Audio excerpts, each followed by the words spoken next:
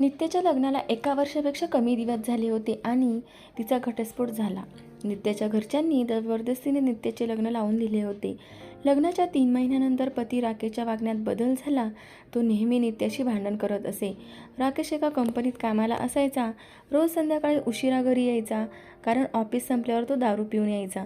घरी आल्यावर नित्याशी छोट्या छोट्या गोष्टींवरून वाद घालायचा. तो तिचं बोलणं ऐकून घ्यायचा. तो नित्यालाही सांगायचा की तू इथून निघून जा, मला तुझी गरज नाही, मला तुझ्यासारखे अनेक सापडतील. नित्या त्याचं हे वागणं मुकाट्याने सहन करत होती. तिने तिच्या घरीही काही सांगितलं नाही. घरच्यांचा राग होता. नित्याचे अविनाशवर प्रेम होते. त्याने जबरदस्तीने तिचे लग्न लावून दिले होते. ही बाब नित्याच्या घरच्यांना कळताच त्यांनी जबरदस्तीने तिचे लग्न लावून दिले. अविनाश त्यावेळी काहीच करू शकत नव्हता, कारण नित्याच्या वडिलांनी अविनाश विरुद्ध पोलिसात तक्रार केली होती की तो नित्याला त्रास देतो आणि याच कारणामुळे तो काही दिवस तुरुंगात होता. नित्याला हे सर्व माहीत नव्हते. नित्या तिच्या वैवाहिक आयुष्यात खूप अस्वस्थ होती. असे काही महिने चालले. राकेश जराही बदलला नव्हता.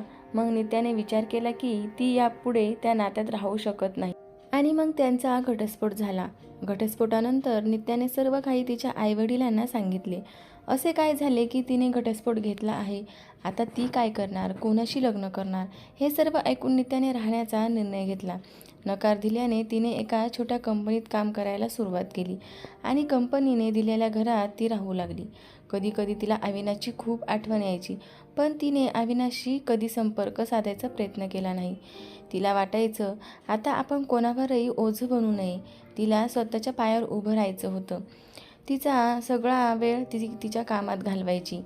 तिचं काम इतकं चांगलं होतं की 4 महिन्यातच तिचं प्रमोशन झालं आणि ती तिच्या विभागाची प्रमुख झाली. पदोन्नतीनंतर महिनाभरातच त्यांना त्यांच्या कंपनीच्या वतीने एका बैठकीला परदेशात जाण्याची संधी मिळाली. नित्या तिच्या कामात खूप प्रगती करत होती. आता तिच्या आई-वडिलांना सुद्धा नित्याचा खूप अभिमान वाटत होता. आता त्यांना पश्चाताप होत होता की त्यांनी तिचं लग्न चुकीच्या घरात लावलं.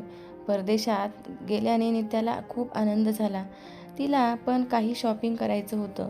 मग ती तिच्या ऑफिसजवळच्या एका मॉलमध्ये गेली. तिला कपडे आणि काही मेकअपचे सामान घ्यायचे होते. ती मॉलमध्ये फिरत होती, कपडे शोधत होती. तेवढ्यात मागून कुणीतरी तिच्या खांद्यावर हात ठेवला. तिने मागे वळून पाहिलं आणि तिच्या डोळ्यांवर विश्वासच बसत नव्हता. ती व्यक्ती दुसरी कोणी नसून अविनाश होती. नित्या तिच्याकडे बघतच राहिली. अविनाशशी काय बोलावे ते तिला समजतच नव्हते. नित्याला पाहून अविनाश खूप खुश झाला. अविनाशने विचारले, तू इथे आहेस का? तुम्ही तुमच्या पतीसोबत आहात का? त्याच्याकडून नजर चोरत नित्या काही बोलत नाही. अविनाशने विचारले, कशी आहेस? नित्याला त्याच्याशी बोलायचे नव्हते. अविनाशला हे कळायला नको होते की तिचा घटस्फोट झाला आहे आणि आता ती एकटी राहते. तो म्हणाला, काहीतरी बोल. नित्या तिथून निघू लागली. तिने अविनाशला सांगितले की मला तुझ्याशी काही बोलायचे नाही, तू निघून जा. अविनाश तिच्या मागे लागला. तो म्हणाला, एकदा माझी आई. तरीही नित्या थांबली नाही. मग अविनाश म्हणाला, मी तुला शपथ देतो, जरा थांब आणि माझे ऐक. मग नित्या काय करणार, अखेर तिचे अजूनही अविनाशवर प्रेम होते म्हणून ती थांबली. मग अविनाश म्हणाला की चल कुठेतरी बसून बोलू. मग ते दोघे गेले मॉलमधील रेस्टॉरंटमध्ये. अविनाशने तिला विचारले, तू कशी आहेस? ती म्हणाली, ठीक आहे. अविनाशने तिच्या नवऱ्याबद्दल विचारले की तो तुझी योग्य काळजी कशी घेत आहे? नित्या गप्प बसली. अविनाश म्हणाला, काय झालं? गप्प का आहेस? काहीतरी बोल. तुला काही प्रॉब्लेम नाही आहे ना? नित्या म्हणाली, मी घटस्फोटित आहे. हे ऐकून अविनाशला आशेचा किरण दिसू लागला. त्याने केव्हा आणि का विचारले. नित्याने त्याला सर्व काही सांगितले. अविनाश म्हणाला, मग तू आता एकटी का राहतेस? तू तुझ्या आईवडिलांकडे का गेली नाहीस? माझ्याशी संपर्क करण्याचा प्रयत्न का केला नाहीस? नित्या म्हणाली, जर तुझं माझ्यावर अजिबात प्रेम होतं तर माझं लग्न झालं तेव्हा तू योग घ्यायला का आला नाहीस? तू कुठे होतास? त्यावेळी मी एकटीच होते आणि मजबुरीने लग्न केलं. अविनाशने विचारले, तुझ्या वडिलांनी माझ्यावर पोलीस केस केली होती हे सांगितले नाही. हे ऐकून नित्याला धक्काच बसला. तिने सांगितले की मला याबद्दल काहीच माहिती नव्हतं. अविनाशने तिला सर्व प्रकार सांगितला. नित्या म्हणाली, मी माझ्या वडिलांच्या वतीने तुझी माफी मागते. अविनाश म्हणाला, आता ते विषय जाऊन दे, मी ते सर्व विसरलो आहे. आता बोला. अविनाशने क्षणाचाही विलंब न लावता विचारले. आता माझ्याशी लग्न करणार का? नित्या म्हणाली, तू अजून लग्न केलं नाहीस का? अविनाश म्हणाला, नाही, मी सध्या माझ्या करिअरवर लक्ष केंद्रित करत आहे आणि हे काही कामासाठी आले आहेत. आता मला सांग, तू माझ्याशी लग्न करशील का? नित्या म्हणाली, फक्त 2 दिवसात मी माझ्या कंपनीच्या वतीने मीटिंगसाठी परदेशात जात आहे.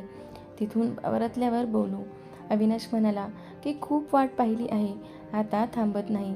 पण तरीही तू म्हणशील तसं होईल. दोघांनी एकमेकांना फोन नंबर दिले आणि घरी गेले. अविनाश तिला रोज फोन करून तिच्या तब्येतीची विचार करायचा. एका आठवड्यानंतर नित्या तिची बैठक संपवून परत आली. अविनाश तिला भेटायला सांगत होता, पण नित्या तिच्या ऑफिसमध्ये खूप बिझी होती. ती म्हणाली, आपण रविवारी भेटू. त्यानंतर ते दोघे रविवारी एकाच मॉलमध्ये भेटले. अविनाशने आधी तिच्या भेटीबद्दल आणि कामाबद्दल विचारले की सर्व काही ठीक चालले आहे. नित्या म्हणाली, हो, सर्व ठीक आहे. तेव्हा अविनाशने तिला लग्नासाठी विचारले. तू येऊन सांगशील की लग्न करणार की नाही असे सांगितले होते. आता तुला काय वाटते ते सांग. नित्या नेहमीच अविनाशच्या प्रेमात होती आणि आता तिला पूर्ण आयुष्य त्याच्या प्रेमात घालवायची संधी मिळाली होती. ती हो म्हणाली. दोघेही खूप खुश होते. नित्याने अविनाशबद्दल सर्व काही तिच्या घरी सांगितले आणि यावेळी तिच्या घरच्यांनी तिच्या निर्णयाशी सहमती दर्शवली, कारण त्यांनी आधी चूक केली होती आणि आता त्यांना त्यांच्या मुलीला पुन्हा संकटात बघायचे नव्हते. महिनाभरानंतर घरच्यांनी त्यांचं लग्न केलं. अविनाशने स्वतःचा व्यवसाय सुरू केला होता, त्यामुळे आता नित्या त्याच्या व्यवसायात त्याच्यासोबत हातमिळवणी करत असे आणि ते दोघेही आनंदाने एकत्र आले. प्रेम खरे असेल तर विभक्त होऊनही माणसे भेटतात. मित्रमैत्रिणींनो, जर स्टोरी आवडली असेल तर चॅनेलला नक्की सबस्क्राईब करा. Thanks for watching. बाय.